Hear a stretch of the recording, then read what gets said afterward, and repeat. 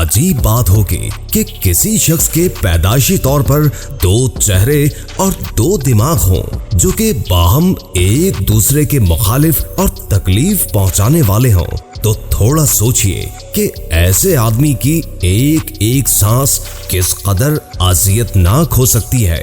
शायद इसका तस्वुर नॉर्मल इंसान के लिए मुमकिन न हो, लेकिन हम आज आपको एक ऐसे ही बदकिस्मत शख्स से मिलवाने जा रहे हैं जो कि 19वीं सदी में बरतानिया में दो चेहरों और दो दिमागों के साथ पैदा हुआ।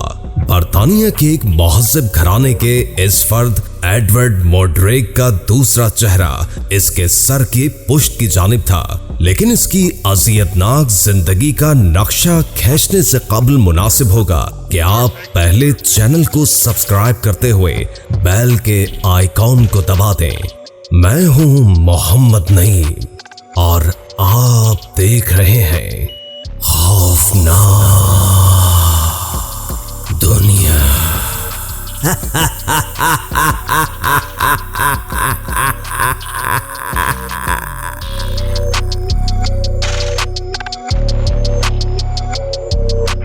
एडवर्ड मोड्रेक का दूसरा चेहरा जो कि इसकी पुश्त की जानिब था, खाने पीने या बोलने की सलाहियत से महरूम था, लेकिन एडवर्ड के लिए इसका तकलीफ दे पहलू ये था कि हालत नींद में इसका दूसरा चेहरा इस तरह बड़बड़ाता था कि न सिर्फ इस अमल से इसकी नींद उड़ जाती बल्कि वो इंतहाई खौफज़दा भी हो जाता। इसने डॉक्टर से मिन्नतें की कि किसी तरह रातों के इस दुश्मन से मुझे निजात दिलाएं, जिस पर न सिर्फ एक डॉक्टर बल्कि कई माहिर सर्जन्स ने इसकी कोशिश की, लेकिन ये मुमकिन न हो सका। बिलाखिर एडवर्ड इस अजियत से निजात हासिल करने के लिए 23 साल की उम्र में जहर खाकर खुदकुशी कर गया। एडवर्ड की इस हकीकी कहानी के बारे में कोई नहीं जानता। ये खिलाफे फितरत तख्लीक शायद मेडिकल की तारीख का पहला वाकया था। इसकी तारीखी पैदाइश और मौत का कोई रिकॉर्ड नहीं मिलता, अलबत्ता इसकी शहादतें मौजूद हैं कि वो एक स्कॉलर और मौसीकार था। बाज़ शहादतों के मुताबिक इसका दूसरा चेहरा एक खूबसूरत लड़की का था, लेकिन मेडिकल साइंस के मुताबिक ये मुमकिन नहीं है।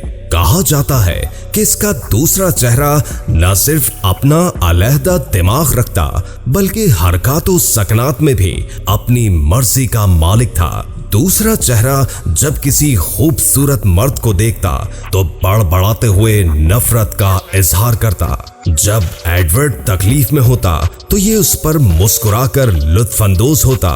किसी शख्स ने भी इसकी वाज़े आवाज नहीं सुनी, लेकिन एडवर्ड इस तकलीफ दे और नफरत अंगेज सरगोशियों से बखूबी आगाह था। हमेशा जागने वाला दूसरा चेहरा हालत नींद में अपनी सरगोशियों से एडवर्ड को खौफ और तकलीफ में मुब्तला रखता।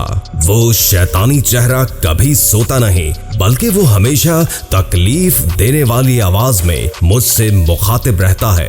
ऐसी अजियत जिसका कोई तसव्वुर नहीं कर सकता।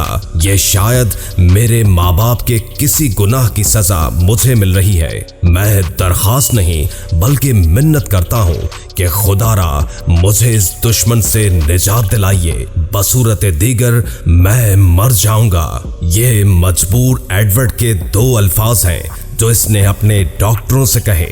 ये कहानी इसकी मौत के साथ खत्म हो गई। बास के नजदीक इसने जहर खाकर खुदकुशी की।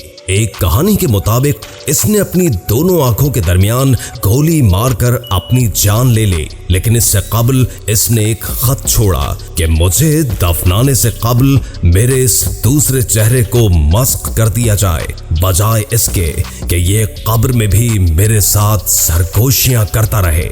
जदीद मेडिकल साइंस की रोशनी में ये एक ऐसा मर्ज है जो कि 1 करोड़ इंसानों में से 4 से 6 6 अफराद तक को लाहक हो सकता है, जिसकी वजूहात में बुनियादी तौर पर दौरान हमल स्पर्म का टूटकर 2 हिस्सों में तक़सीम हो जाना है।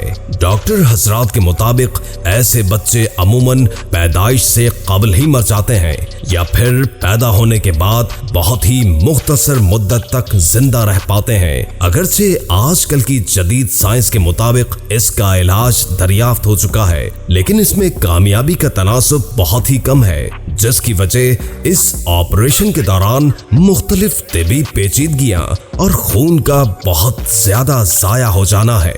नाज़रीन ग्रामी, तारीख़ इंसानी में इन अजीबुल खलकत बच्चों और बिलखुसूस एडवर्ड मॉड्रेक की मुख्तसर या तवील लेकिन अज़ियतनाक जिंदगी के बारे में ये वीडियो अगर पसंद आए तो अपने दोस्तों से शेयर करते हुए हमें अपनी आरा से भी जरूर आगाह कीजिएगा।